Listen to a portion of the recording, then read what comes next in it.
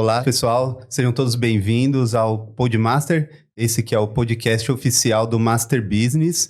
Eu sou o Cláudio, diretor do grupo e apresentador do podcast.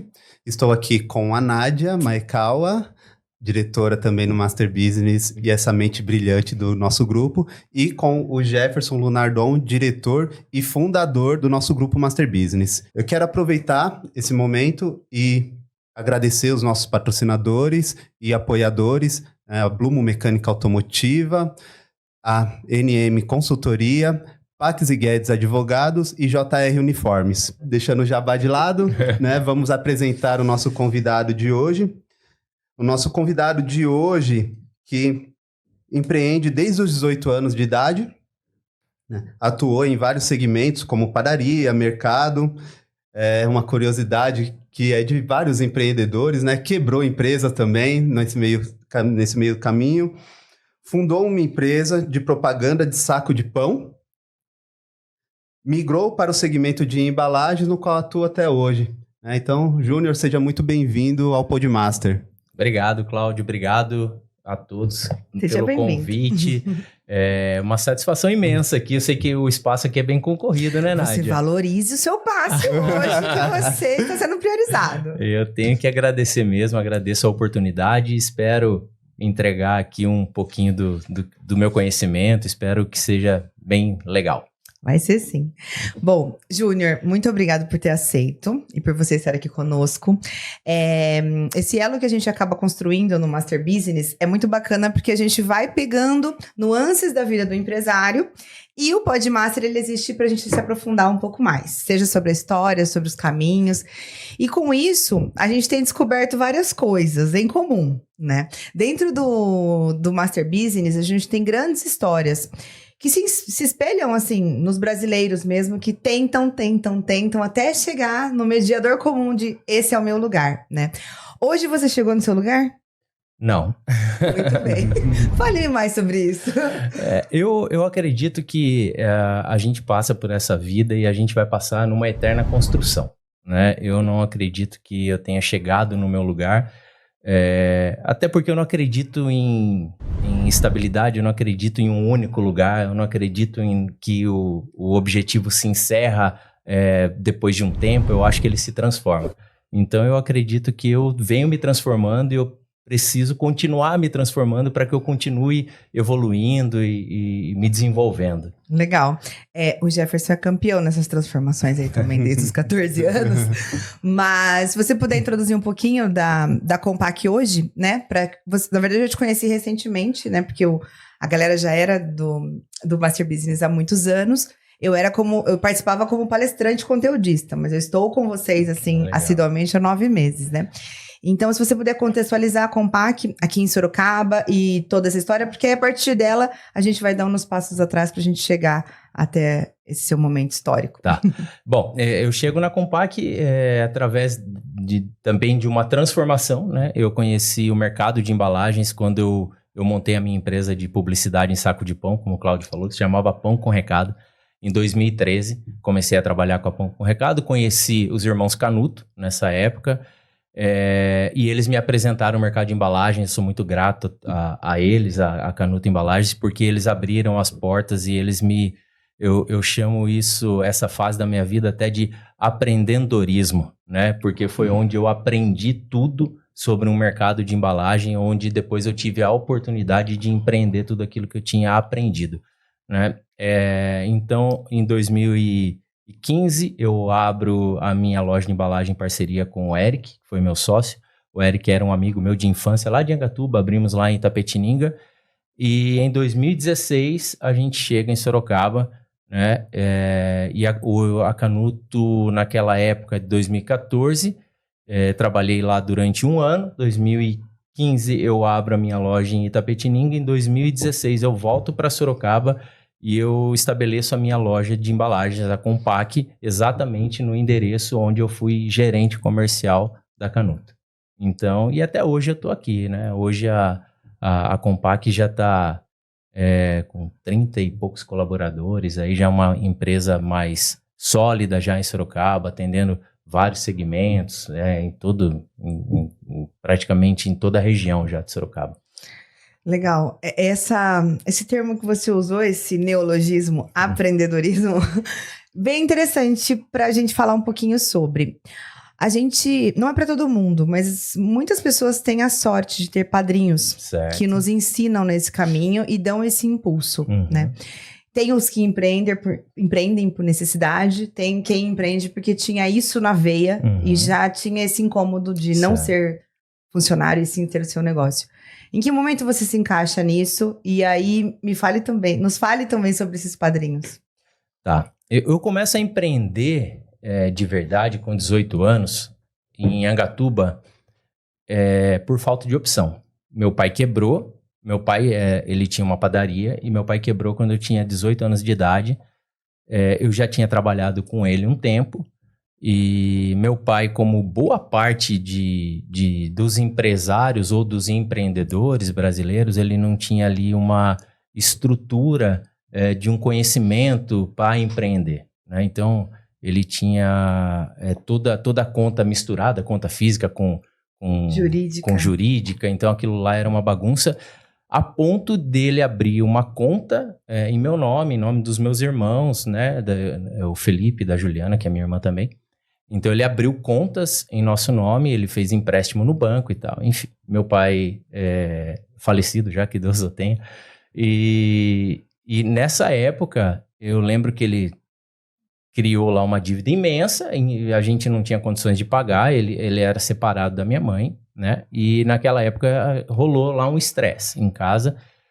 E aí ele chegou e falou, já que vocês são tão bons, então aí vocês...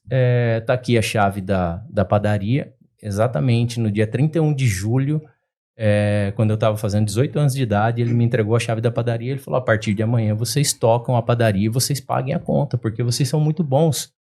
Então vocês assumam, né? Eita. E ali foi um momento realmente de virada de chave, porque ali para mim foi a raiva, não do meu pai, mas uma raiva que me fez crescer, me fez evoluir. Então Mas desculpa cortar você, mas ele falou isso de você ser bom, ironicamente ou verdadeiramente? O pai já confiava em vocês a ponto dele dar a chave para vocês cuidarem da empresa, ou ele falou isso ironicamente? Ironicamente, né? Porque rolou a briga e meu pai era uma pessoa muito orgulhosa, né? E ironicamente ele entregou a chave e nós pagamos a conta, né? Nós pagamos a conta, ganhamos dinheiro.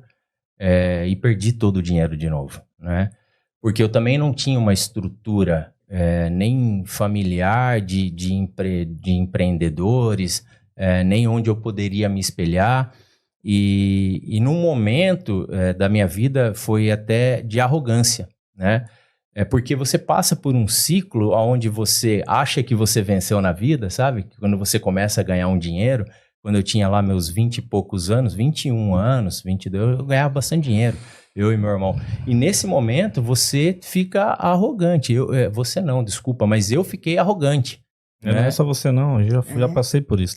O ego fica super quentinho, né, ali no lugar dele. Exato. Então, nesse momento, eu tenho algumas pessoas que tentaram até me alertar, do tipo, falar, olha, vai devagar, né? Olha... Dá uma observada. Exato, você precisa cuidar da galinha dos ovos de ouro, como dizia meu tio. Sim. E eu sempre, arrogante que era, eu acreditava que aquilo era uma inveja, ou que aquilo era um olho gordo, enfim. Então, assim, naquela época eu não tinha muitos padrinhos, né? Eu tive um cara que foi muito, muito legal na minha vida, que foi como professor, que foi o Edivaldo do Senac. Eu fiz um curso de gestão empresarial no Senac, em Itapetininga. Então eu viajava de Angatuba para Itapetininga. E lá o Edivaldo foi um cara que me deu muita orientação, né, sobre gestão e tal. E eu acabei realmente evoluindo, eu e meus irmãos, né? A gente conseguiu evoluir na padaria, mas depois a gente foi um voo de galinha, né? Ali na frente, com toda a arrogância e com a falta de conhecimento, a gente acabou quebrando. Então, o padrinho, madrinha, eu acho que foi meio que... Foi pegando um pouco de cada, assim, mais a estrutura familiar e buscar conhecimento. Padrinhas, hoje a gente tem uma uma tecnologia a nosso favor, né? Você tem YouTube, você tem Instagram, você tem... E aí você usar essa ferramenta da forma correta, você consegue se orientar sim hoje através de muita gente que tem, né, conhecimento aí para passar e é gratuito. Mas tem uma característica também de autodidata, né? Tem muita gente que não consegue isso sozinho, não. Existe uma tendência do mercado, especialmente pós-pandemia, de muitos ensinamentos coletados na internet como se fossem receitas prontas. Na verdade, você foi fazendo o seu bolo de acordo com o que você foi colhendo de várias fontes. Então, quando eu falo padrinhos, mas são esses incentivadores, seja o professor, seja outros empresários que foram surgindo na sua vida. Sim, eu venho assim de uma família onde eu fui criado pela minha avó e pela minha mãe, né? E a minha avó, minha mãe, uma pessoa muito correta, minha avó também. A minha avó, ela era daquelas vendedoras de vender Avon, sabe? De porta em porta. Sim. E a gente veio de uma família simples, né? E minha avó, eu me lembro muito bem que eu chegava em casa já com dificuldades financeiras, né? Naquela época, e minha avó fala, calma, fica tranquilo. Pensa o que você pode fazer, se acalma, vai dar tudo certo e tal. Então, eu tentei buscar um pouco da tranquilidade da minha avó, um pouco da guerreira que foi minha mãe, né? Peguei um pouco do conhecimento que foi meu tio, que me orientou diversas vezes. Inclusive eu trabalhei com ele quando eu tinha lá meus 12 anos de idade, 13 anos de idade, trabalhei com ele. Ele também me orientou. O Edivaldo, então a gente vai pegando um pouquinho de cada coisa para juntar, para criar algo, né? Muito legal, muito legal. É importante quando a gente se abre, né, para ouvir também, né? Você fala bastante da questão no momento inicial de você muito arrogante, né? Você começa a ganhar dinheiro e jovem, e às vezes a gente se fecha, né, para o mundo e acha que a nossa razão ali é maior do que tudo, né? Como Sim. que foi você se descobrir mais ouvinte para poder ter um aprendizado maior, para poder erguer melhor a sua empresa, né? Olha, quando eu não diria nem ouvinte, eu acho que a gente é meio que forçado, né? Eu tive a minha esposa, minha atual esposa hoje, a Bruna, ela é uma pessoa que sempre buscou o estudo, né? E eu sou uma pessoa que eu nunca estudei. Eu nunca gostei de escola. Cara da prática. Nunca gostei de escola, nunca fui da escola. Para mim, a escola, eu falava pra minha mãe, isso não me faz sentido, aprender geografia, essas coisas. Hoje eu falo para os meus filhos, estude, é importante, né? Mas faz sentido, sim, né? Mas eu mesmo pouco fiz, né? E a Bruna foi uma pessoa, assim, que ela me ajudou muito nesse meio. Quando chegou em 2013, quando eu vim embora para Sorocaba, de fato e tal, isso foi quase que uma imposição que a Bruna me colocou. Falou, olha, a gente tinha um namoro, né? A gente tinha se separado e ela falou, olha, só vai dar certo se realmente a gente for para ficar junto e você sair daqui. Eu topo ir embora para Sorocaba, né? Ela morava em São Paulo, ela foi contratada por uma empresa de Campinas, para trabalhar em Campinas, e ela falou, se de repente a gente morar em Sorocaba, aí você consegue continuar tocando seu negócio aqui em Angatuba e tal, e eu vou para Campinas, pego o fretado, e a gente se casou, né? Dia 2 de janeiro de 2013. Então, dia assim, do meu aniversário. Então, dia 2 de janeiro de 2013, eu estava aqui em Sorocaba, então eu tive bastante tempo para pensar na vida, Cláudio. Então eu vinha para cá, eu ficava e 2, 3 vezes por semana eu ainda voltava para Angatuba, porque a gente ainda tinha um mercado lá, uma produção de pão que a gente tinha. Aí era eu e o Felipe, meu irmão, e eu vendi a minha parte, o Felipe ainda ficou mais um tempo lá, e aí depois, acho que foi em abril mais ou menos, eu iniciei a Pão com Recado em Sorocaba. Então, nesse tempo, eu tive bastante tempo para refletir sobre a vida, assim, sabe? Olhar para trás, sabe? Olhar e falar, pô, eu me casei, né? Não teve um casamento, né? Não teve festa, não teve... Mas nós assumimos ali um compromisso, a Bruna e eu. Somos casados, né? Até hoje, temos 2 filhos, mas ela foi a pessoa, assim, que eu acredito que virou a minha chave, assim, ali em 2013, e que me colocou para pensar na vida e acreditou. Ela enxergou um potencial que nem eu enxergava. Mas é muito legal quando alguém olha de fora e potencializa algo que a gente não está conseguindo enxergar.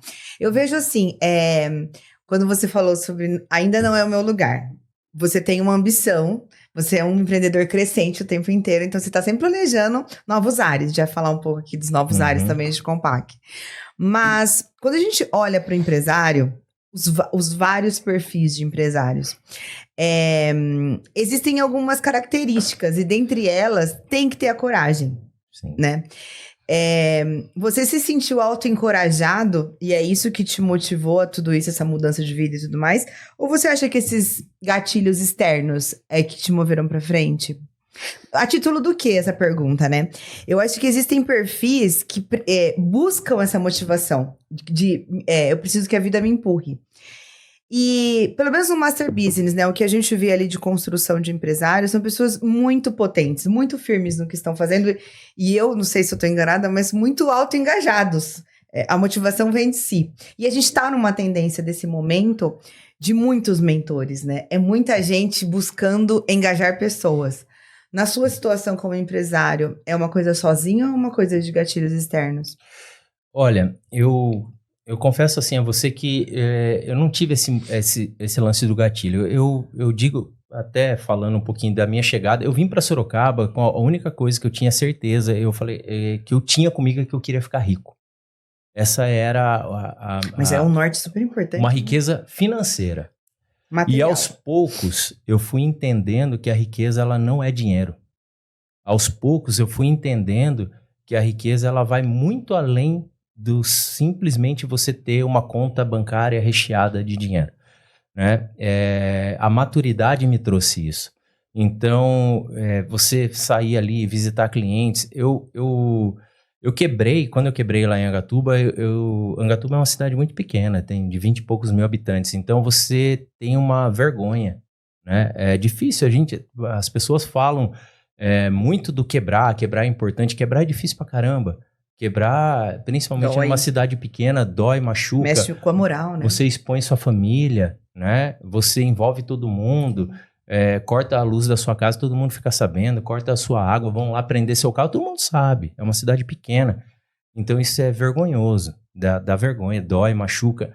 Então, quando eu vim embora para Sorocaba, eu decidi que eu queria dar a volta por cima. E para mim, dar a volta por cima significava voltar com dinheiro. E não é isso. Hoje, quando eu digo que eu estou numa eterna construção, é porque até isso eu consegui entender que, de fato, a riqueza não é essa. A riqueza, para mim, hoje é outra coisa, né? Então, eu não acredito muito somente em gatilhos mentais, eu não acredito em apenas mentores. Aliás, a gente precisa tomar muito cuidado, porque nem tudo que eu falo aqui é uma verdade absoluta, é o que deu certo para mim. Eu sou uma pessoa que tive muita sorte na vida. E eu acredito também que não dá pra gente pegar a receita do outro e achar que vai dar certo com a gente. É isso. Né? Eu acho que cada um vai ali construindo o seu caminho, galgando aos pouquinhos, né? Eu não acredito que você foi um cara de sorte.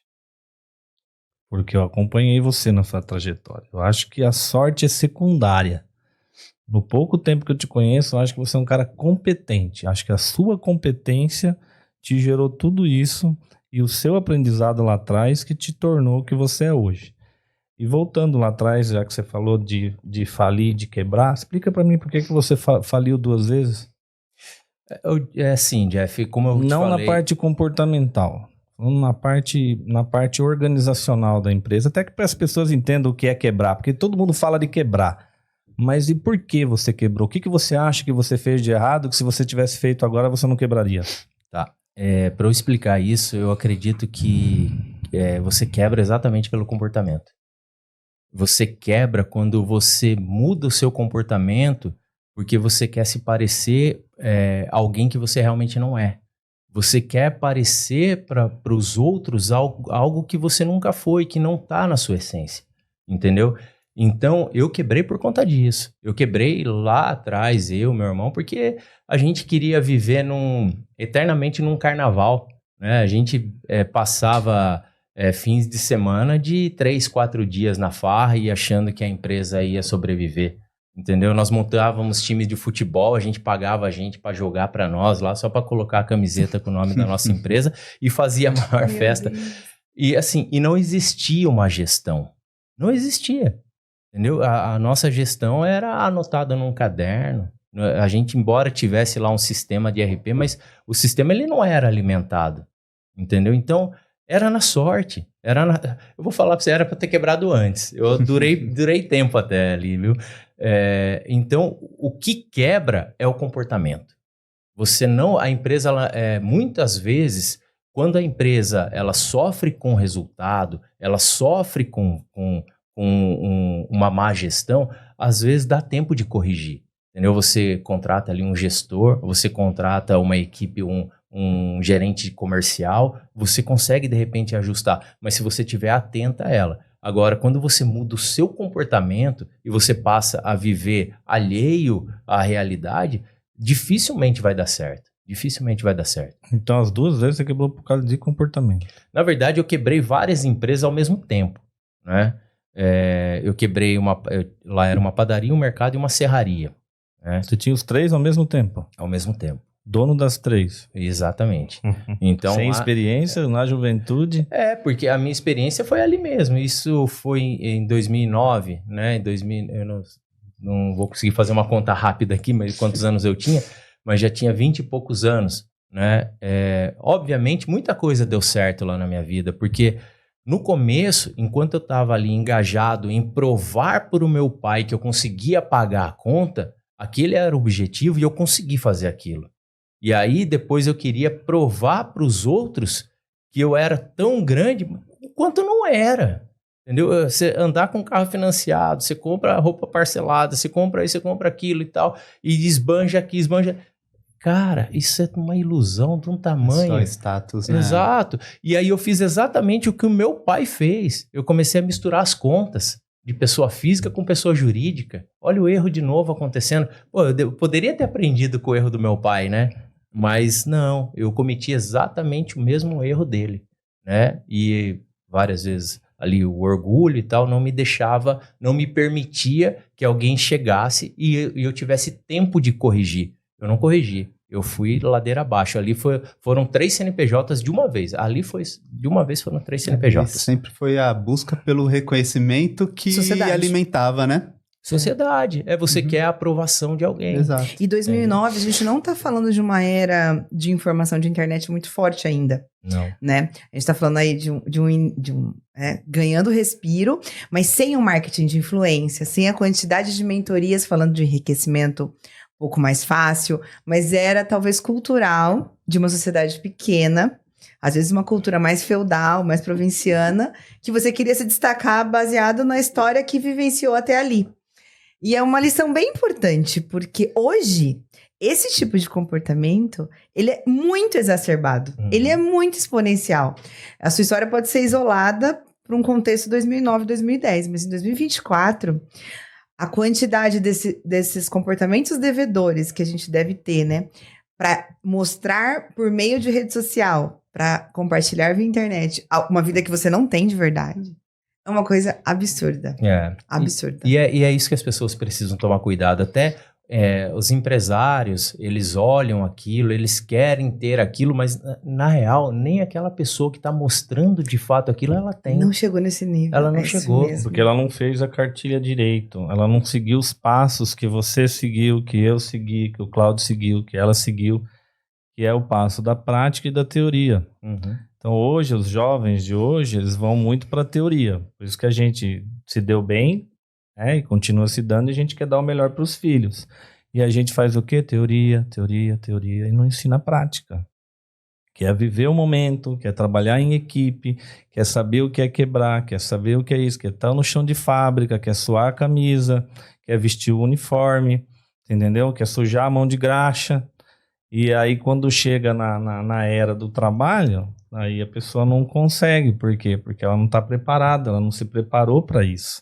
Então, essa juventude de hoje está assim. Tem. E você, como empresário, e nós aqui, o nosso locus, a gente, Cláudio aprendeu muito isso. Nosso locus de motivação é interno. Nosso locus de motivação não é externo, igual o colaborador, que depende De um líder. de um líder, que depende de pessoas. Nós, empresários, tudo depende do que vem de dentro da gente, da vontade. Por isso que eu falo que é competência, na minha visão. É automotivação, né? Você precisa se automotivar todo dia. Você está olhando para trás, todas as cagadinhas que foi feito lá atrás, e você não quer cometer o mesmo erro agora. E aí você está se tornando o que você é, um cara rico, próspero, não só financeiramente, mas podendo contribuir com todo mundo, que é o que você está fazendo aqui hoje. Sim, eu tenho comigo exatamente isso. Aí você começa a construir valores, né? Você Isso. começa a trazer de dentro para fora, né? Não é algo tão superficial, né? É algo mais Embasado, mais né? embasado. Você Uhum. busca um pouco mais de conteúdo, você vai buscar conhecimento, você vai buscar, de repente, ajuda, aquela ajuda que você falava dos padrinhos. Há um tempo atrás, eu fui atrás de um amigo meu, lá em Angatuba. Eu liguei para ele, eu falei, cara, eu preciso conversar com você. Eu preciso de um mentor. Ai, coisa boa. E eu acho que é exatamente isso. Você ir lá e você... não é feio, gente. A gente Nossa, é precisa muito disso. legal. Por isso Aí, que existe sim. o Master, né? Exato. Uma das coisas são essas, a gente aprendeu com o outro, a gente poder colaborar um com o outro, que a dor dele não é a minha dor, ou é a mesma. Ou é a mesma Aí e você compartilha. a gente né? compartilha e divide isso. E eu fiz isso. E ele André, prontamente estava aberto? Na hora, eu liguei pra ele. Ele até tomou um susto, porque eu perguntei pra ele, cara, eu tô aqui sem saber que rumo eu vou. A Compaq já tava crescendo, a Compaq já tava evoluindo. Eu não sabia se a gente apostava um pouco mais no varejo, né? Ou se eu seguia um pouco mais na distribuição e atacado e tal. E até na época, conversando com ele, ele me deu algumas dicas, ele me mostrou alguns pontos que ele fazia na empresa dele, de modelo de gestão e tal. Algumas coisas eu trouxe para mim, coloquei na minha empresa, algumas coisas do modelo de gestão que ele me apresentou, e eu segui, eu tomei a minha decisão, mas aí já embasado num conhecimento. Não foi exatamente a que ele me sugeriu, mas eu tinha um embasamento. Eu fui Experiência buscar dele, um conhecimento, né? E a gente precisa disso para evoluir. A gente precisa discutir com o outro, a gente precisa conversar com o outro. A gente precisa estar disposto a falar de números um com o outro, né? Com outros empresários. Lá atrás, a gente não falava, o pai e a mãe da gente, pelo menos, a gente não sabia nem quanto conversavam ganhava. sobre. Não sabia nem quanto Era um ganhava. medo de falar, né? Exato. Quanto você ganha, né? É, exato. E muitas vezes entre o casal, né? Exato. E essas gerações, elas perduram até hoje. De um não saber qual que são os seus planos. O que você tá pensando? Porque envolve aqui essa instituição toda, né? Uhum. E é um tabu. Mas olha, você falou uma coisa... Desculpa, pode falar, Cláudio. É o que você falou, a questão de falar de números, né? Você poderia abrir para a gente hoje alguns números como unidades, colaboradores, os seus produtos, como que Olha, se dá hoje? A Compaq, ela vai completar 8 anos agora no mês de agosto, né? Eu comecei em agosto de 2016, de lá para cá eu fiquei bastante tempo no vermelho. A Compaq, eu sabia lidar muito bem com isso, né? Com a falta de dinheiro. Então, eu consegui equilibrar muito bem isso. Eu fiquei de 2016 até outubro de 2018 no vermelho. A Compaq, ela foi gerando prejuízo, e eu sabia que ela tinha que chegar ali num ponto de equilíbrio. Naquela época, para se ter uma ideia, éramos 6 colaboradores. Um deles é o meu irmão, que está comigo até hoje. E o Fê, naquela época, ele estudava apenas aqui em Sorocaba, e eu pedi para que ele viesse para me dar uma força. Ele se formou e ele acabou ficando. Sim. Hoje ele gosta mais da Compaq, acredito, que eu. Essa única unidade, Sorocaba. Em Sorocaba. Certo. Em Sorocaba. Então a gente tinha essa unidade em Sorocaba, tinha a unidade de Itapetininga também, mas que depois eu acabei vendendo. Mas para resumir, eu cheguei ali a quase uma dívida de R$800 mil em 2018. Eu estava no vermelho. E meu faturamento ele precisava atingir R$260 mil para eu atingir meu ponto de equilíbrio. Quando eu atingi esse ponto de equilíbrio em 2018, eu coloquei na Compaq uma taxa de capital de giro. Eu chamei de capital de giro porque eu olhava o mercado, e o mercado aqui é muito grande, o mercado de embalagem aqui. Nós temos um concorrente aqui, que é a Sorocá Embalagens aqui, e a Sorocá é uma empresa muito grande. Pode falar de empresas aqui, claro né? que sim, falamos sobre elas. Todo mundo fica aqui falando de tabu que não pode falar do concorrente, eu falo, tô nem aí. E é grande, a gente precisa respeitar a história da Sorocá. E eu olhava a Sorocá e eu falava, cara, como é que eu vou competir com um cara desse aqui? Eu não tenho condições de competir com um cara desse. E ali eu coloquei uma taxa, e a minha conta, eu fiz a conta do padeiro. Como eu trabalhei em padaria há 13 anos, eu era bom de fazer conta de padeiro.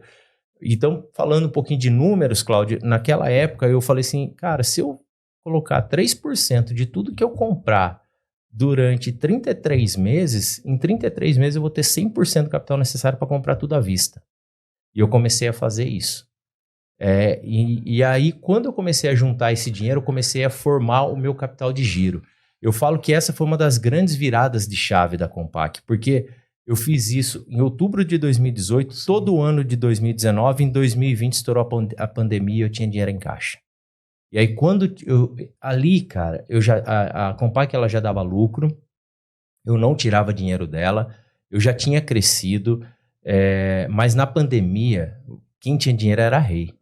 Entendeu? Porque todo mundo só vendia à vista, porque as empresas começaram a quebrar e você ligava em alguma fábrica para comprar um material. Seus fornecedores não tinha crédito, não tinha crédito. E ali você precisava ter o dinheiro para fazer acontecer. E a gente tinha o caixa. E aí o caixa começou a multiplicar. E o negócio começou a acelerar. Então, no ano passado, a gente já faturou 13 milhões de reais. Eu falo isso abertamente, não tenho medo algum de falar, porque é um número, todos os meus colaboradores sabem disso. Aliás, qual foi o primeiro ano do financeiro seu? Meu primeiro ano financeiro? A parte de lucratividade que você teve, você falou que não teve, mas o primeiro ano de Compaq, quanto que era o faturamento? Eu cheguei, nós começamos com 80 mil reais por mês que a gente faturava. Uma média de R$1 milhão por mês. Por ano. R$1 milhão de reais por ano. E ano. hoje esse ano, a nossa... ano passado. 13 milhões. Nós faturamos 13 milhões. 13 vezes maior. Você cresceu em quanto tempo? 7 anos, né? 6 anos e meio aí, 7 anos. Então, assim, foi um crescimento muito... E ele acelerou depois que veio a pandemia, porque aí aumentou muito o delivery, né? E ali a gente continuou crescendo. Aí nosso crescimento, aí compra caminhão, aí abre loja nova, aluga galpão para depósito. Então, assim, em nenhum momento eu pensei e falar, parei. Agora eu tô bem. Agora eu vou tirar o pé. Agora eu vou viver. Cara, eu vivo todo dia. Para mim é muito tranquilo estar na minha empresa hoje. Para mim é muito... eu adoro estar lá. Né? Então, tratando de números, hoje a Compaq ela tem a parte de distribuição. Ela tem uma loja na Avenida Itavuvu de Sorocaba, ela tem uma loja em frente ao CEAGESP, que é onde é a nossa matriz, aproximadamente 35 colaboradores que me dão todo o suporte que eu preciso para estar aqui. Tem uma fotinha dos colaboradores aí pra gente ver da fachada da empresa. Aí, essa é... A galera aqui, aí, ó. Temos uma equipe jovem. Nós temos, mas ali nós temos pessoas experientes também, né? Mas a média de idade ali é uma média de idade, acho que é mais novo que eu. 40 menos, né? Essa foto aí, ó, para você entender o engajamento dessa equipe, essa foto ela foi tirada no dia 15 de novembro, um feriado. A gente tava fazendo treinamento. E olha aí, toda a equipe aí. Acho que teve alguns que não puderam estar presente aí, mas estava todo mundo aí. Aqui... Essa é a unidade do CEAGESP, né? Não sei se tem mais alguma foto aí. Tem mais alguma foto? Aqui é a frente lá da distribuidora, né? Aí onde estavam ali os colaboradores. Essa unidade, essa loja, eu acho ela uma loja linda. Todo mundo devia ir lá para conhecer, viu? Fica a dica! E comprar também. Tá lá na Avenida Itavuvu, 410. A loja mais bonita de Sorocaba. Deixa eu falar um negócio pra você. Quando eu conheci a sua loja, acho que há 4 ou 5 anos atrás, não era isso. Não, com certeza não. Não, eu sei que não era. Era outra... Nem visualmente. Não, é a parte visual que eu tô falando. Ele fez como se fosse uma loja de shopping lá. Né? De tão organizado e bonito e distribuído que ele fez lá. É isso que eu falo pra você, cara. Aonde veio toda essa competência sua de mudar da água pro vinho uma empresa e... De como se posicionar, né? Eu acho que isso é um pouco de medo. Medo de parar, medo de quebrar, medo de ficar para trás. E eu tenho medo como um companheiro meu, porque o medo me protege. O medo me faz pensar e ele me tira do lugar. Ele me impulsiona, entendeu? Então, se eu pensar que eu tô parado e meu concorrente tá fazendo algo que eu não tô sabendo, isso me dá medo. E o medo me põe para frente, né? O tempo todo a gente tá inovando. Essa caixinha de papelão que eu trouxe aí é a nossa caixinha de papelão de número 1 de uma fábrica que a gente tá colocando em prática agora. Nós vamos passar a fabricar caixas de papelão para e-commerce, para vários segmentos. Personalizada? A gente trabalha com personalizados já para restaurantes, copo, marmitas, né? Que isso aí também é a gente que faz lá, né? Então, assim, a gente tem um bordão lá que é o fora da caixa, né? Então, a gente tem que estar o tempo todo pensando fora da caixa.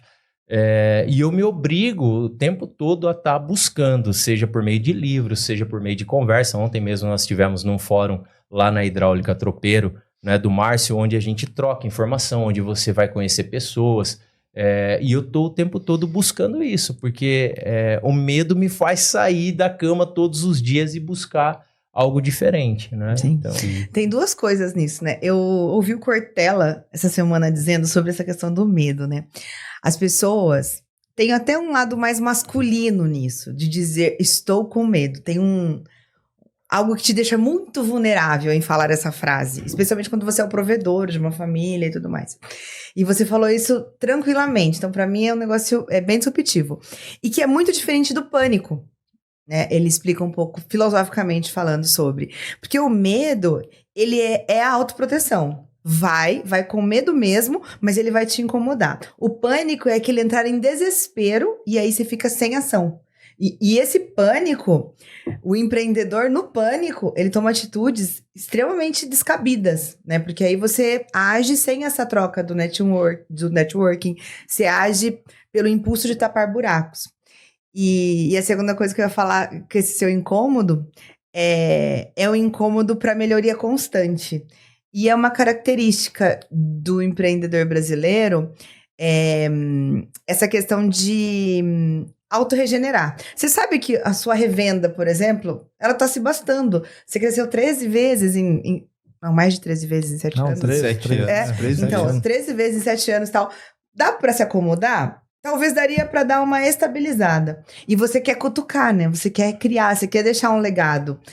E o quanto isso faz de você, não sobre ser mais rico, mas se sentir mais útil também, né? Você está ajudando empresas com esse produto. Você está dando soluções. Então, é muito maior do que dinheiro. Uhum. É muito mais que isso. Dentro daquela caixinha de papelão tem um segredo que é o segredo da Compaq, né? Que eu trouxe ali. E aí no finalzinho a gente pode até abrir para revelar que é o segredo da Compaq. É quando você entende que a gente não se trata do que você vende, do produto ou do serviço que você vai prestar, mas se trata de pessoas, né? Você começa a tratar as coisas de forma diferente. Então, assim, a riqueza, eu confesso a você que hoje eu já tenho muito mais do que eu imaginaria ter quando eu diria que eu queria ser rico. Entendeu? Só que isso não me permite parar. Não me permite porque quando eu vim para cá eu não tinha filho, hoje eu tenho 2. Né? Quando eu vim para cá eu não tinha funcionário. Hoje eu tenho uma sociedade também num brechó em Sorocaba, que também tem lá um quadro de colaboradores, então hoje eu já tenho mais de 40 colaboradores. Pode falar o nome aí do brechó. Peça Rara. Peça Rara fica onde? É na Washington Luiz, em frente à pizzaria Piemontese. Eu Lógico. gosto de falar nome de empresa. É uma franquia, né? Maravilhosa. É uma franquia. Peça Rara. Inclusive da mesma cor, né? Mesmo Pantone. Eu sou apaixonado amarelo e preto. pelo amarelo e Eu preto. já quero aproveitar para parabenizar você pela atitude que você teve junto com a Peça Rara de ajudar o projeto Elevar lá na Eduz. Sim. Parabéns por você ter tomado essa iniciativa de colaborar com os jovens, né? E foi por meio do Master. Foi pelo meio do Master. Que eu fui até a Eduz, né? A Eduz abriu as portas lá pra gente, eu conheci o projeto Elevar, conheci a Verônica, a gente conversou e a gente tem essa pegada lá no Peça Rara, né? De fazer as doações de peças e aí a gente vai fazer o nosso bazar lá beneficente. Eu acredito que vai ser um sucesso. Já separamos um monte de peças lá. Nós temos que fazer... Não sei se já quando sair esse Sábado podcast... 18 vai. Nosso diretor é maravilhoso. Vixe, vai ser rapidinho, você vai ver. Eu já queria deixar de antemão, combinar para todos os diretores de empresa do Master participar do evento, né? Poder colaborar. Né? Vai ser legal. Seria legal você divulgar com antecedência. Uma oportunidade para conhecer para fazer network, o brechó, para conhecer o espaço, né? Isso. E também para prestigiar e contribuir com o projeto Elevar. Isso né? Isso é legal. Que eu acho que é um projeto super bacana. Para quem não conheceu, depois entra lá no site da Eduz. Eu não sei se é no site da Eduz ou da Elevar. O site da Eduz leva para Elevar. Isso. Eu queria aproveitar, Júnior, você falou a respeito da sua equipe, pessoal engajado, vocês estavam ali num dia de treinamento. Chegou até a Eduz também, que é uma empresa muito focada na questão de treinamento. Me conta como que se dá essa questão do treinamento dentro da sua empresa hoje, com seus colaboradores, se através desses treinamentos você consegue ter uma retenção maior, se você consegue ter um maior engajamento dentro da sua equipe. Como que acontece isso dentro da Compaq hoje? Eu posso falar mais da Compaq porque eu tô mais à frente da Compaq, né? Eu tô o tempo todo ligado na Compaq, no brechó nem tanto. Né? Quem fica lá mais é a minha esposa. Então, assim, lá a Compaq hoje, ela nesse dia 15 de novembro, que foi o feriado que nós tivemos lá, foi o primeiro passo que nós demos para um modelo de gestão. Hoje a Compaq está se transformando num modelo de gestão horizontal. O que é o modelo de gestão horizontal? O modelo de gestão horizontal é você dar voz a todos que trabalham na empresa. Então, a gente tem lá cada setor, né? O setor logístico, o setor comercial, o setor administrativo, operacional, enfim, tem vários... tem a unidade da Itavuvu e a gente forma dentro desse ecossistema de educação pequenas UGBs, que são unidades básicas de gestão, ou unidade de gestão básica, né? Que as pessoas se reúnem, elas escolhem dentro daquele grupo um líder para aquela UGB, e aquele líder ele passa a ser um porta-voz daquele grupo.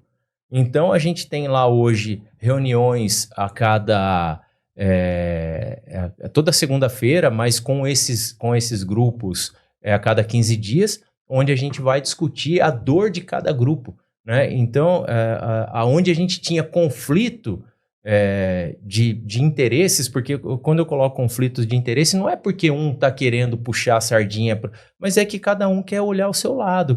Às vezes ele olha o lado dele e ele não entende por que um vendedor ele não entende por que o financeiro está travando a venda dele, né? Sim. Então, quando você coloca duas UGBs ou dois líderes para conversar, eles vão ter que entrar ali num acordo para que fique benéfico para todo mundo. E nisso, com essa conversa, nós fizemos até um treinamento de comunicação não violenta, para que as pessoas aprendam a se comunicar, né? Eu acho que a base de tudo é a comunicação. Eu não era um bom comunicador lá atrás, eu estou aprendendo ainda, também estou aprendendo com eles, junto com eles, né? E essa comunicação mais assertiva faz com que o resultado seja melhor, né? E isso tem evoluído demais, assim, a Compaq. Nós estamos nesse modelo de gestão já há quase 7 meses aí, né? Que a gente tá, e a Compaq evoluiu muito. Nós passamos até por um primeiro trimestre, eu gosto muito de falar de números e você me deu essa abertura. No nosso primeiro trimestre, como a gente ainda estava nesse processo de mudança, teve alguns colaboradores. Foi assim, a gente não é uma empresa de muito rotatividade. E aí, nesse primeiro trimestre, muita gente acabou. Um pediu a conta, aí o grupo vinha e falava: o fulano lá não tá dando, nós precisamos ver o que vai fazer. O grupo começou a colocar para fora e foi uma mexida no barco, assim. Em abril, a Compaq teve o melhor faturamento da história. Uma mexida maravilhosa que aconteceu. Exatamente. Então você começa a trocar peças e você começa a colocar as pessoas no lugar onde elas são melhores. Entendeu? Exato. Então, um planejamento de gestão leva tempo. Porque eu tô te falando de 7 meses, porque no segundo ou terceiro mês, quando começou essa bagunça e gente pede conta e gente estressada, isso, rapaz, será que nós estamos indo pro caminho certo? Será que é isso mesmo e tal? Mas é difícil você trabalhar com gente, mas ao mesmo tempo, ontem eu estava conversando com o Jefferson no nosso encontro e eu falei, colaborador, ele te dá liberdade. Né? O colaborador ele vai te trazer liberdade. Hoje a Compaq é uma empresa que ela anda quase que por si só. Cada um que está lá, eu tenho a Karen lá na Itavuvu, eu tenho o Felipe, que ele é meu irmão, mas ele está lá por competência, não é porque ele é meu irmão.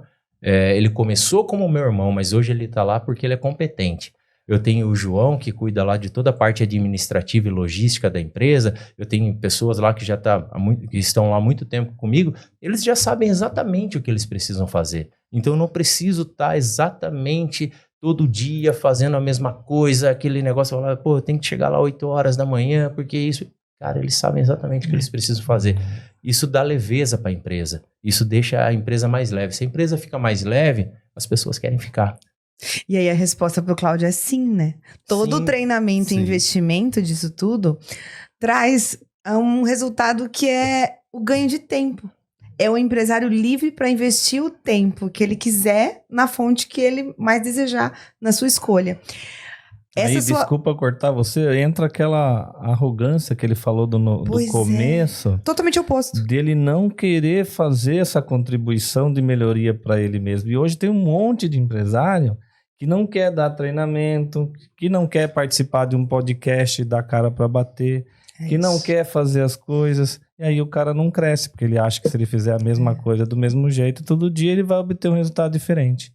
Então, hoje você consegue fazer um resultado diferente, qualquer um consegue, precisando de ajuda de pessoas, de mentores, de pessoas que fazem, que podem colaborar, que eu tenho certeza que você deve ter contratado alguém lá para te ajudar. Sim. Na parte de gestão, porque nós, empresários, não conseguimos fazer tudo sozinhos. Todo mundo que está assistindo a gente tem que entender isso. Ninguém consegue fazer nada sozinho. Você precisa de pessoas para te ajudar. No começo, né, Jeff? Você vai fazer de tudo.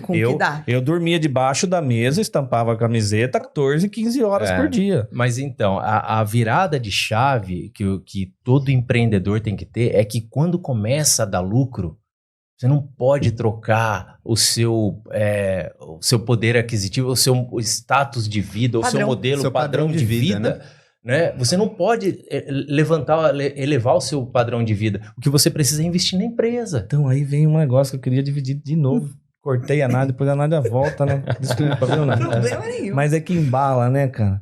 Eu aprendi uma coisa que faz sentido o que você tá falando. Há uns 8 ou 10 anos atrás, eu tenho, graças ao meu bom Deus, uma sinergia com os clientes que eu adquiro ao decorrer da carreira, porque eu sou um cara 100% comercial. Eu conheci um cara extraordinário que eu vou dividir aqui, que é o Jorge da JR Panfletos. Lembra do Jorjão? Sim. Esse cara é um dos caras mais inteligentes que eu conheço em Sorocaba. E esse cara um dia me proporcionou conhecer um outro empresário que vocês devem conhecer, que está se tornando empresas grandes dentro de Sorocaba, que é a Gimper. E esse cara Academia Gimper, eu sei lá quantos mil alunos ele tem, mas eu acho que são mais de 10 mil alunos, toda a Gimper. E quantas unidades também, são muitas unidades. E aí quando eu olhei, cara de bermuda, chinelo, camiseta tudo amassada, cabelo tudo largado, o dono da Gipper. Ele até me perdoa em falar isso, mas ele é isso e ele me explicou por quê. Ele falou assim pra mim, a minha empresa é rica, eu não preciso ser rico. Eu estou trabalhando para deixar a minha empresa próspera, e é o que você falou agora, para que depois eu colhe os frutos. Então, no começo, as pessoas acabam fazendo errado. Compra carro, Inverte a ordem, né? É o vislumbrar, né? É o vislumbrar, e aí acaba acontecendo o que aconteceu. E eu aprendi isso com ele. Eu comecei a praticar isso também há 10 anos atrás, com a minha esposa. Aí eu falei, sabe uma coisa? Financeiro não é mais meu, financeiro é seu, você cuida.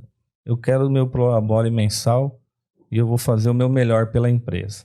E a empresa hoje também tá andando 100%, né, crescendo, mas as minhas dores um dia eu falo. Tem umas par de dores. Vai ter o seu podcast, pode ficar tranquilo. Um dia eu vou falar. Vamos lá. Eu quero assistir, né? É que assim... Viu? Deram dica da gente de trazer plateia. Tu ficou sabendo? Sabia ontem? Vamos fazer plateia. Tá de brincadeira. Gente, podcast não os caras querem, mas os caras... Programa de auditório. Tá de brincadeira. O diretor, fica aí a ideia de fazer uma arena podcast na próxima. Então, na verdade, você abriu vários pontos aí e eu acho que tem um muito importante.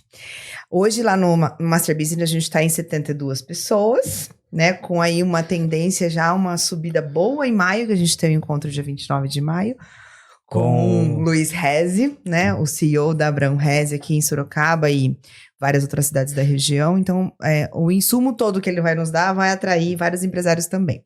Mas por que eu estou dizendo isso sobre abrangência?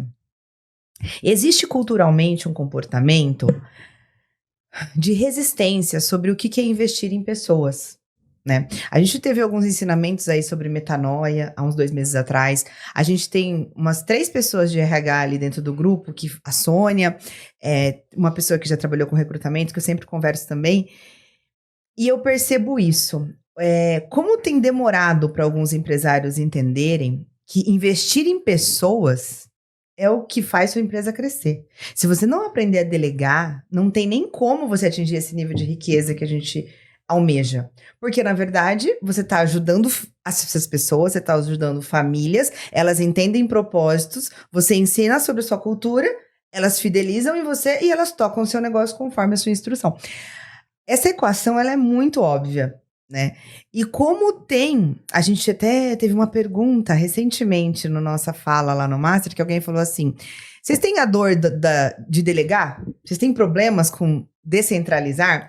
E várias pessoas ergueram a mão e falaram assim... Quase todas. 70% tá todo mundo, eu tenho problema porque só eu sei fazer o que eu sei fazer. Será? Né? Porque... No começo, você poderia ser essa distribuidora, revendedora das embalagens. Hoje, você está começando a produzir, né? É um outro passo.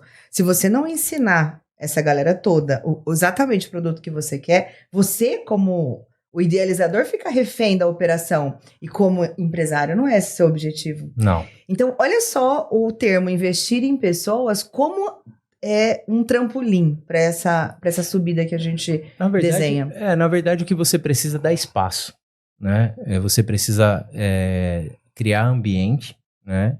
Às vezes as pessoas acham que investir em pessoas é você dar salário alto e não pagar é nada. Bônus, pagar comissão, obviamente que você precisa ter um bom salário, você precisa ter ali para que você tenha uma retenção, né? A gente hoje na Compaq a gente tem plano de carreira, né? A gente tem as bonificações. A Compaq, esse ano de 2024 foi o 3º ano consecutivo que nós pagamos premiação de 14º salário, né?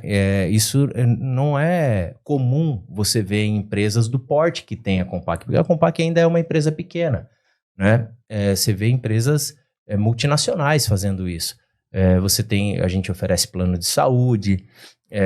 Então, quando você fala de cuidar do colaborador, vai cuidar desde o banheiro que ele usa.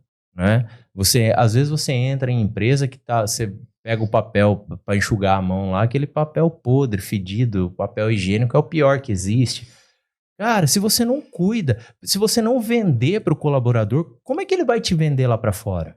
Ele não vai te vender.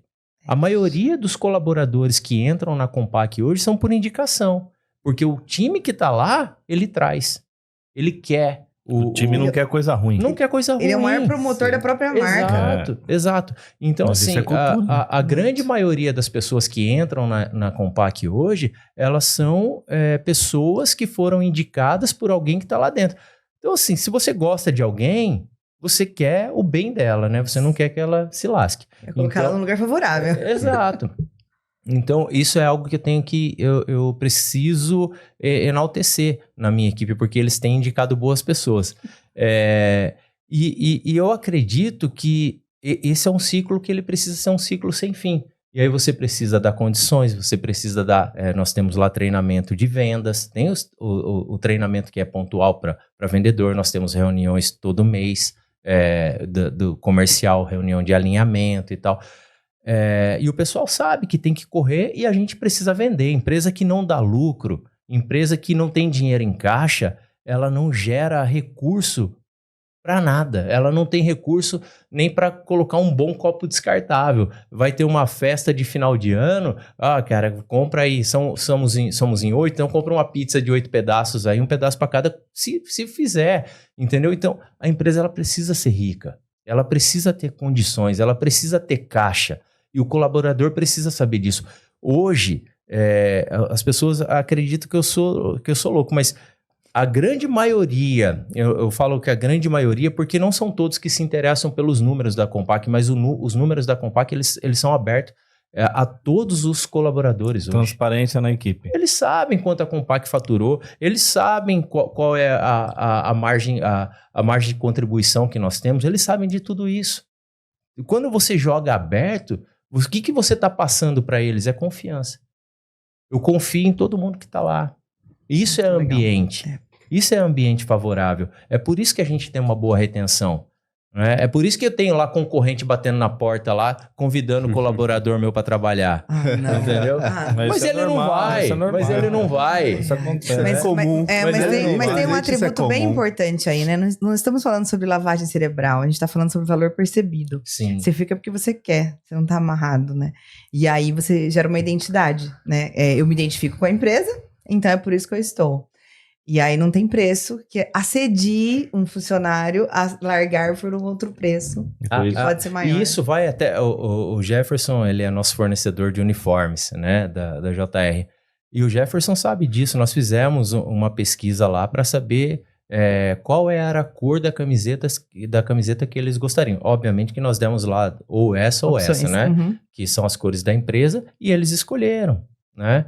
A cor da camiseta, nós criamos um desenho legal e tal. Então você dá o poder de voz, né? Eles podem... e cara, a gente tem crescido muito com isso. Quando você passa a ouvir as pessoas, quando você dá ouvido a todos os colaboradores, e todos, quando eu falo todos, não é só os mais próximos ali. Não, você tem que ouvir a todos, cara. Você tem que ouvir então, a todos. Eu queria muito que você, já que eu entendi que você participou, né? Puxando a sardinha mais pro meu lado, que você contratou um treinamento de comunicação não violenta. E esse é um tema que eu acredito tanto. É um treinamento que eu também aplico, mas eu queria que você falasse isso pro empresário. Porque eu estou presente em várias empresas de pequeno porte, médio e grande porte. Existem gestores muito resistentes sobre esse tipo de treinamento. Então, eu queria te perguntar, quais foram os maiores ganhos depois desse tipo de ensinamento que vocês se abriram para ouvir? Porque é incomum ainda. E dentro do corporativo, dentro das indústrias, eu acho que isso muda completamente as relações interpessoais. É muito difícil isso, porque a gente vem de uma cultura onde se fala muito palavrão, né? Onde as pessoas elas têm dificuldade em ouvir o outro, e ouvir mesmo, ouvir até o final, ouvir atentamente para depois falar. Isso, escutativa. Né? Exato. E aí você tem que treinar a escutativa, né? E você... Quando a gente fala de uma comunicação não violenta, é exatamente você ser mais assertivo na sua comunicação, né? De uma forma que você não agrida a outra pessoa, de uma forma que você não invada a outra pessoa. a pessoa que está do outro lado. E isso a gente ainda está aprendendo, viu, Nádia? Isso não é algo concluído. Mas em nenhum momento será concluído. Nunca, em nenhum. Nunca. Até o final da vida. Exato. Nós começamos com o treinamento e com a aplicação do modelo de gestão na Compaq hoje, que possivelmente a gente vai levar enquanto ela durar. Entendeu? Porque isso é contínuo. Você vai criando a cultura da empresa e você vai moldando a cultura da empresa e você vai mudando também a cultura da empresa conforme o mundo vai mudando. Não tem como você engessar. Acho que a gente falou disso até no último encontro que nós tivemos na Eduz, né? E isso é muito forte. A cultura ela vai se transformando. Voltando lá na sua primeira pergunta, a gente está sempre se transformando. A gente nunca chegou onde a gente gostaria de estar, porque quando você chega, você quer estar acima. Quando você chega, você quer estar acima. Quando você chega, você quer estar acima. Isso faz parte, né? E o colaborador também ele quer estar evoluindo. Então, quando ele percebe que um treinamento de uma comunicação não violenta ajuda ele não só na empresa, mas em casa. Você dá um treinamento de um 5S na empresa, mas aí o cara entende que arrumar a cama é importante, cara, você muda o comportamento. E aí quando você muda comportamento de forma positiva, sem ser aquele negócio que você faz uma imposição, né? Não é algo imposto. Ele precisa se permitir a mudar. Exato. Nós também, né? Nós temos que se permitir a mudar. Se a gente deixar as pessoas influenciarem a gente pro lado positivo e aquilo fizer sentido, aí você consegue fazer as mudanças tanto para dentro quanto para fora, que daí você mente começa aberta. a expor. Como que é? Pensar fora da caixa. Fora da caixa. A gente tem isso. E quando nós criamos um moletom escrito, isso é tão forte lá, que é o fora da caixa, né? Que nós criamos um moletom. Criamos lá, né? Na JE. Nós criamos um moletom escrito fora da caixa, as pessoas queriam comprar. Aí eu fui lá e já registrei como uma marca de roupa para ninguém brigar com a gente. Hoje a Fora da Caixa é uma marca de roupa, então. Isso é uma mente empreendedora. O cara tem a visão muito lá na legal, frente. Então hoje nós temos todas os uniformes da Compaq é da Fora da Caixa. O Jefferson que faz, né? Mas é tudo como com a nossa marca Fora da Caixa. Muito legal. E essa percepção de valor que vocês estavam falando é sobre transformar seres humanos, né? Daqui 5 anos esse funcionário pode não ser mais seu funcionário. Exato. Só que ele vai para uma outra empresa, mas tão bem preparado e eu acho falar bem, né? E além de promover a marca para qualquer tipo de relação que ele vá ter, a sua contribuição na Terra não é só sobre Compaq, não é sobre reverter lucros para seu bolso ou sua empresa, é sobre contribuir com essa turma toda, né? E investir em conhecimento é isso, é deixar o legado em cada pessoa, assim como você teve o Eric na sua vida, o professor, né? Que em dado momento, eles foram pessoas importantíssimas para a tomada de decisão. Essas pessoinhas que participaram também de treinamentos como esse, eles levam para o resto da vida um conhecimento que passa por vários momentos sociais. Não é só sobre atender pessoas na Compaq. Sim. Isso tem a ver com propósito. Eu acredito que sim. E mais uma vez, assim, isso nunca foi a minha ideia. Eu não vim para cá com esse propósito. Ele se criou. Né? A gente vai se moldando, os valores vão se moldando, a gente vai se conhecendo melhor, a gente vai se conhecendo e vai aprimorando e evoluindo. E vários gurus, vários mentores, vários grandes empresários que a gente acompanha no podcast, que a gente acompanha em palestras e tal, eles falam para nós, empresários pequenos, médios, qualquer um, que depois que eles acharam o propósito de vida deles como empresário, mudou a vida deles para melhor. Então, na minha visão, você tem um propósito definido. Mesmo você sem querer, que é o meu caso também, que dentro de mim é ajudar pessoas. Montar o Master é o nosso propósito, ajudar pessoas. O Neves, o primeiro entrevistado aqui, servir. Servir é ajudar. Sim. Você entendeu? Então, isso tem tudo a ver com propósito. Então, você vai continuar expandindo, vai continuar melhorando, vai continuar contratando pessoas, que daí isso tem a ver com o seu propósito, que você vai estar ajudando outras pessoas, outras famílias, crescendo, prosperando. É o legado. É o legado, é o propósito. Contribuição infinita, né? A gente vai passar por essa vida e o que vai ficar é o legado, né? É o que fica. São os filhos que a gente põe aí e com o os legado, valores que você deixou. com os valores que você deixou de família, de ser humano, né? Mas essa contribuição de abrangência que o Jefferson falou é muito importante, porque você não está falando de 30 pessoas, você está falando de 30 famílias. Se a média de cada um é 3, então a gente está falando de 90 pessoas impactadas. E imagine isso reverberando. E cada empresário fazendo a sua parte, com seus valores, claro, mas olha a formação de uma sociedade mais preparada que a gente está falando, né? Muito diferente de décadas atrás, com um foco completamente em produção, em resultado, e não em cuidar de gente para que eles tenham liberdade de produção, liberdade de pensar. Então, acho que você é um empresário fora da caixa. Ah, obrigado. Também. Você quer falar da sua caixa? A gente tá curioso, né? De verdade, estamos a expectativas para poder abrir essa caixa. Coisa aqui dentro. Júnior, por favor. Esse é o segredo da Compact. É mesmo? Então, eu falei pro Jefferson, o Jefferson falou, você vai levar, tem que levar algumas coisas que você faz lá, do que você vende. Posso falar só uma percepção minha sobre essa caixa? Ela me desperta um gatilho. Eu trabalhei 2 anos no Japão. E eu trabalhei em 10 indústrias no Japão, né? Eu tinha 16 anos até os 18. Fui com a minha família.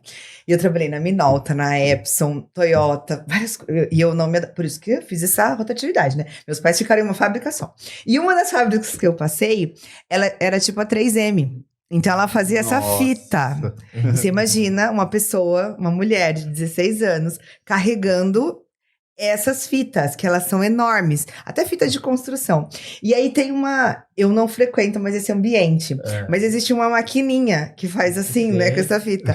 Quando eu a vejo, me bate uma lembrança do tipo, nossa, aquela vida de Charlie Chaplin. Isso aqui é automático, né? Não tem um cara fazendo isso mais? Tem a maquininha. Maquininha. Esse aqui eu colei na mão, né? Pra trazer aqui já como existe modelo, uma automatização. Mas tem o aplicador. Ai, ufa, porque essa parte é tão difícil. Mas no caso da minha empresa, de outras empresas pequenas, é tudo na maquininha. No aplicador. Manual? Não, Você põe a bobininha dentro do aplicadorzinho e faz assim, não tem automático, não é difícil. Automático é só empresa de alta rotatividade. Inclusive, só um corte que inclusive tem na Compact para vender, quem precisar do aplicador. Boa, tem lá, gente. www.compact.com.br com CK. Eu não sabia que ia passar todas essas imagens aqui. Eu fiquei sabendo depois que ia passar exatamente nessa ordem. Mas eu trouxe porque quando o Jefferson pediu, ele falou, põe lá, vamos colocar uns produtos que você vende, que vai ficar exposto na mesa e tal. Mas a minha essência não permite que eu traga produtos, porque a Compact, ela não é produto, né? E aí, só que eu queria trazer essa caixinha porque ela tem uma representatividade, que é a nossa primeira caixa da fábrica, que a gente está começando essa semana. A gente tá apanhando um monte lá, como todo negócio que se começa, né? Mas eu trouxe aqui, eu vou revelar para vocês agora, que é o segredo da Compact. E aí, gente, todo mundo espera aquela dica de milhões, né? Eu não espero, mas existe uma grande massa esperando a fórmula. Que para querer cortar o caminho. Sim. Né? Onde é mais rápido? E aqui, esse é o segredo da Compact. As pessoas. São as pessoas. Ai, como ele é simbólico, gente. Muito bom. Isso aí. Então, o segredo de tudo são essas pessoas aqui. Não sei se Diretor, a câmera consegue você tá vendo pegar. aqui essa imagem maravilhosa? Que inclusive já passou na tela. Sim, né? mas mesmo assim você quis garantir Eu aqui. quis garantir que eles se fizessem presentes aqui, que é o meu time, o qual eu gosto de honrá-los em todo momento, em qualquer lugar que eu vou. É o meu time, é a minha família, é a galera que tá lá segurando o rojão. Quem faz acontecer, né? Exatamente. Porque lidar com pessoas foi uma época para mim muito ruim, mas depois que eu aprendi a lidar com pessoas, para mim foi a coisa melhor do mundo. Aí eu melhorei meu casamento, melhorei minha vida, melhorei minha empresa, melhorei tudo. E estar com vocês aqui para mim é um privilégio gigantesco. Estar podendo aprender com você, aprendendo com o Canade, aprendendo com o Cláudio é gigante. E aí eu quero finalizar fazendo uma última pergunta para você, que eu já perguntei pro Neves outra vez, eu vou perguntar para você, qual é o segredo do sucesso? Cara, sucesso para mim, ele é longo prazo, ele é resiliência, ele é prática. Eu acho que não tem um segredo único para o sucesso. Para mim é um conjunto todo de humildade, perseverança, uma busca eterna de conhecimento, de melhoria. Sucesso para mim, cara, é pessoas, é gente, é minha família. Sucesso para mim é pôr a cabeça no travesseiro e dormir em paz. Chegar em casa com uma sensação de dever cumprido, de missão cumprida. Saber que eu tô aqui, eu tô me doando, tô fazendo a minha parte, tô dando o meu melhor.